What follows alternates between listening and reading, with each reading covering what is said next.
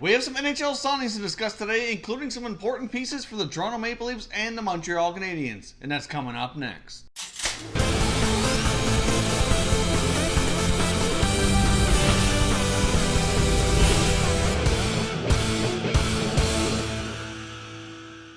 Welcome back here to Top Shelf Hockey. We have some breaking news on some NHL signings here that have taken place today, and we also have a few others here that kind of trickled in over the last day or so that I've been kind of waiting to put all into one video. But let's get started here with the most breaking news, which was the Toronto Maple Leafs signing a pair of players that they just acquired via trades here on July the 1st. So they've signed defenseman Cody Ceci to a one-year deal worth $4.5 million. That's what the numbers were that were originally speculated shortly after the trade took place, that he would be signing a one-year contract. Obviously, he's a restricted free agent. Could have went through arbitration and likely would have been somewhere around $4.5 to $5 million. Probably around $5 million actually is probably where it would have been. So getting him at $4.5 million is a little bit of a bargain, really. Although we'll see how he plays in Toronto. He certainly struggled a lot here in Ottawa over the last few years.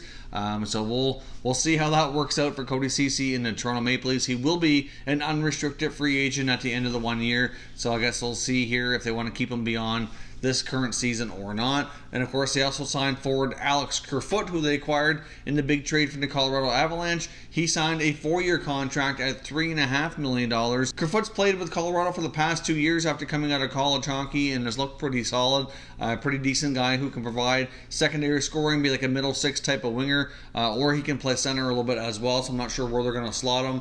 Given the number of players that the Leafs have who can play center, it's not quite clear exactly where they're going to put him, but I would suspect that either way, he'll likely be a third-line player, more than likely for Toronto. That's a pretty decent signing. Like, he should be able to average somewhere 40 to 50 points. Obviously in Colorado, where he was playing a secondary role, obviously he didn't get a lot of a chance to play with some of the big names there like McKinnon, Rantanen, and Landeskog. He did at times when they broke up those three, but generally speaking, he played on lines without them. So being in Toronto, he's going to have an opportunity to play with some more offensive players, so he should have no trouble keeping up the production, if not maybe even taking a step forward. So pretty decent contracts here for both of those players. Now, of course, the big name that the Leafs still have to sign up there is forward Mitch Marner. I'll give you a snapshot here of the Leafs salary cap situation as of right now, and it doesn't look like a lot.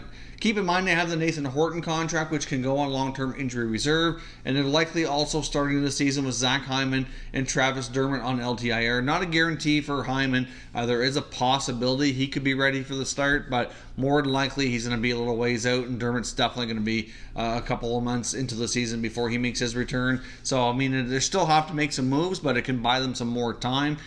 Keep in mind as well that they also have a couple of players who could end up going down to the minors to clear space that way, because they have more than enough players on the roster for the time being here, especially considering those that are going to be on injury reserve. So based on what's going on injury reserve and the one or two players who could go to the minors that are making around $700K, that gives them around $11 million in salary cap space. But obviously, based on the Mitch Marner contract negotiations, that likely will be gone once he signs, depending on the final numbers that they end up with here on Marner. But of course, they likely do want some more flexibility here, so I would not be surprised to see the Leafs maybe make another move or two now that they signed Michael Hutchinson. Would not be surprised to see them dispose of Garrett Sparks.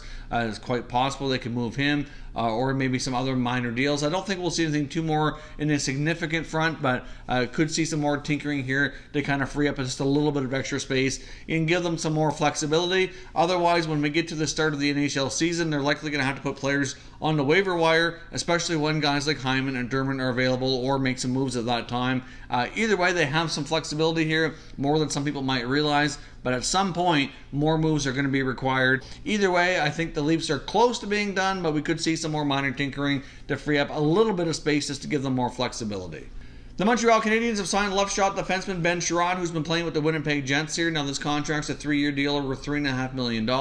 I really like Ben Chiarot. He's a good left shot defenseman. He's pretty solid defensively, not afraid of physical play. Now, he's not the most offensive. You're not going to get a whole lot of points out of Ben Chiarot. Likely, probably 20-25 points is the most you're going to get. But at the same time, like I said, he really shores up that left side, provides a physical presence, solid defensively. He can play big minutes, usually average 18-19 minutes. He can play in the penalty kill as well.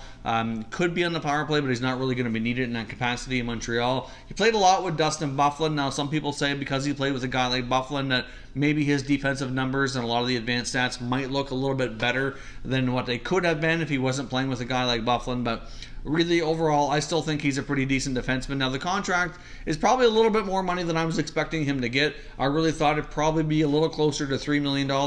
I thought he would probably get a 2 or 3 year deal around $3 million, but it's probably a slight overpayment, but hopefully he'll continue to develop here. I think he'd be a good replacement for Jordy Ben, who left via free agency to go to the Canucks. So overall, I do like this move for Montreal. Now, I've seen some different opinions out there. I know Montreal apparently has been looking at Jake Gardiner, who's also a left shot defenseman. Very different type of player, mind you. The reports that I've seen indicate that they weren't willing to offer him any more than a 2-year term. They probably have some concerns over his back injury he suffered last year, and that seems to be the holdup on Gardiner getting signed, is that the teams aren't offering the 5, 6, 7 year contracts that he thought he was going to be expecting to get and that he would like to sign.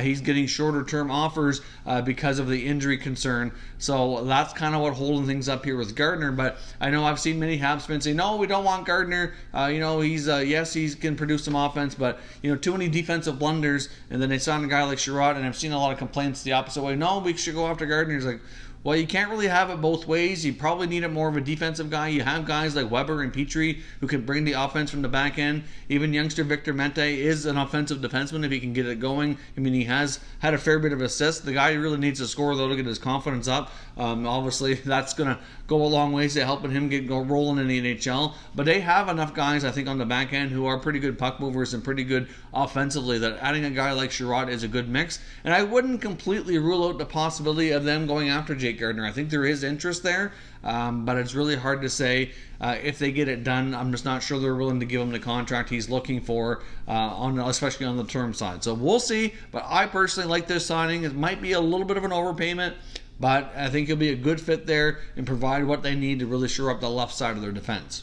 The Edmonton Oilers have signed their 2019 first-round selection, Philip Broberg, to his entry-level contract. Of course, they surprised many by taking him quite highly here in the NHL draft. I really had Broberg pegged to be more of a middle to late first-round pick, whereas the Oilers were really high on him and took him much higher than many expected here. It's not quite clear exactly where he's going to play next season. He could continue to play over in Sweden. I know the Oilers would probably like to see him come over, maybe play a year of junior hockey. That certainly is up for debate. I know Ken Holland had said before they were willing to negotiate that and talk to him about what his options are, but I think personally they'd like to see him play in North America. And for a lot of these guys coming over from the European countries, I think it's a great move for them. It really allows them to get used to life, living and playing in North America. It's a big adjustment. The difference in ice surface as well. Just getting used to everything and becoming a pro slowly but surely. So we'll see what Broberg decides for his playing future here, but he is under contract now for the Edmonton Oilers.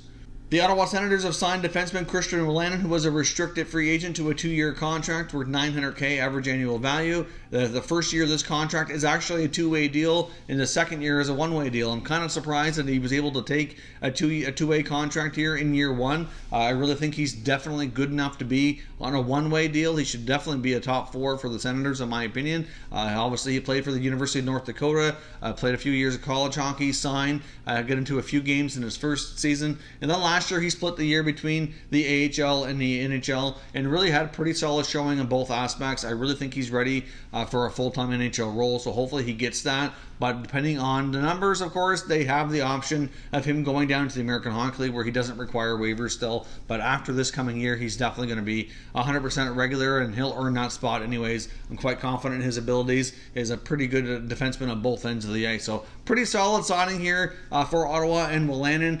This contract not only gives them flexibility, but also another opportunity for him to continue proving himself to earn a full-time spot.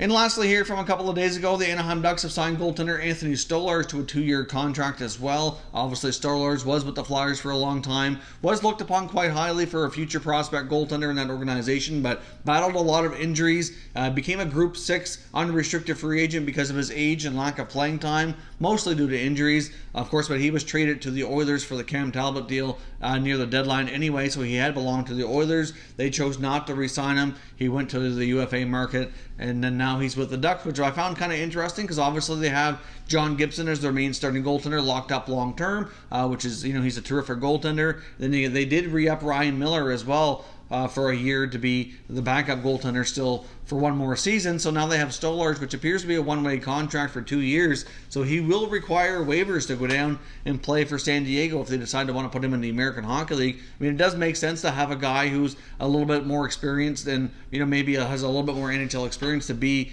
like an insurance policy, play in the American Hockey League with any other prospect goalies that they have in the organization. But I guess we'll see here. Obviously, if things go well for him, he may get an opportunity if there's an injury. And at the same time, he will likely require waivers because I really don't see him playing in the NHL right away at least. But maybe by next year, in year 2 of the contract, he very well could prove to be the backup for the Anaheim Ducks if he has a solid year playing mostly in the minors. So, of course, as always, I want to hear your thoughts and opinions on all these contracts here down below. What do you think of these signings? Do you think they're fair contracts? Teams overpaid? Did they get good deals? Let me know your thoughts and we'll continue the conversation. If you're new to the channel, consider subscribing. We cover all 31 NHL teams and all the NHL breaking news, so make sure you hit the notification bell as well so you don't miss any future content. Thank you for watching, and I will catch you next time.